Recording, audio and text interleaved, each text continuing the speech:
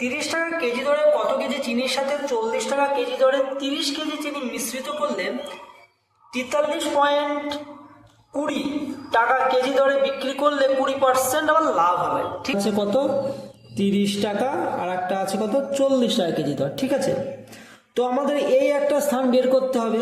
এই জায়গাটার দামটা কত দেওয়া আছে তোমরা দেখো, 43 টাকা 20 পয়সা, 43 টাকা 20 পয়সা আছে দাম। কত পার্সেন্ট লাভ? 20% লাভে, তাই তো? তাহলে 100 টাকা আর হচ্ছে 120 টাকা, 20% লাভে কত দেওয়া আছে? 43 টাকা 20 পয়সা। তাহলে এক্সটা বের করতে হবে। তাহলে এক্স বের করতে হলে কি হয়? এক্স সমান কত 100 ইন্টু 43/20/120, উল্টে যায়। ঠিক আছে, এবার কাটাকাটি করো, ইন্টু 100 তো 36 টাকা হলো। তাহলে এটা কত ভালো? 36। এইবার তোমরা অ্যালিগেশন করো। তাহলে এবার হচ্ছে অনুপাতটা কত আছে? নতুন যে অনুপাতটা আসলো 4:6 বা 2:3। এইবার কি বলেছে? 40 টাকা কেজি দরের হচ্ছে কি বলেছে, চিনিটা কত কেজি মিশিয়েছে? 30 কেজি মিশিয়েছে, মানে এই অনুপাতে মিশিয়েছে কত? 30 কেজি।